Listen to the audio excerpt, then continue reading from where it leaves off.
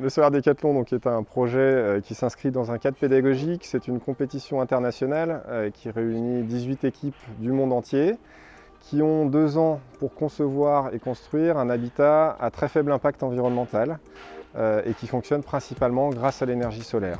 Et dans ce cadre-là, nous avons constitué une équipe universitaire française qui a été retenue pour participer à la prochaine édition du Solar Décathlon en 2022 qui aura lieu en Allemagne.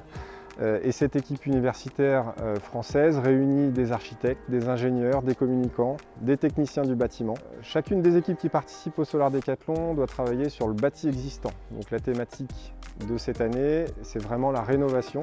Et toute cette équipe a 2 ans pour concevoir du coup, le projet de réhabilitation sur lequel elle travaille et ensuite construire un démonstrateur qui sera présenté au public en Allemagne.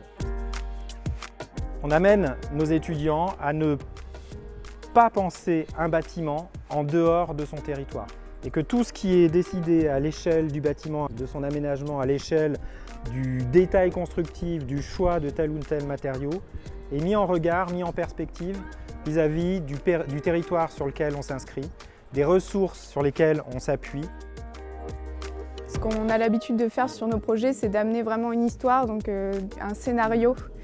Et là, sur le projet, c'était d'autant plus intéressant parce que ça permettait d'imaginer tous les scénarios possibles justement autour de ce projet-là et de se dire n'importe qui peut venir habiter le lieu et se l'approprier. Donc on est sur des matériaux qui sont très intéressants avec les enjeux environnementaux actuels et même sur des contraintes économiques et de performance énergétique qui sont attendues dans le Solar Décathlon.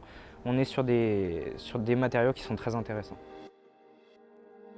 Le projet du Solar Décathlon, c'est une compétition qui a un but vertueux, qui ramène sur la scène internationale des questions écologiques, de gestion des énergies, de comment on utilise des matériaux, faire attention à leur cycle de vie, etc.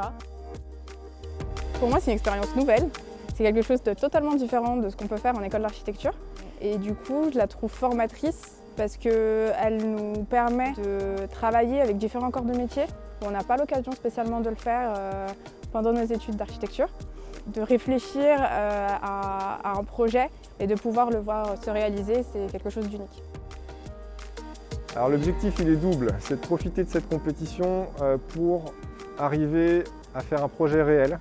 Les Solar Décathlon sont un moment où on peut rassembler les énergies.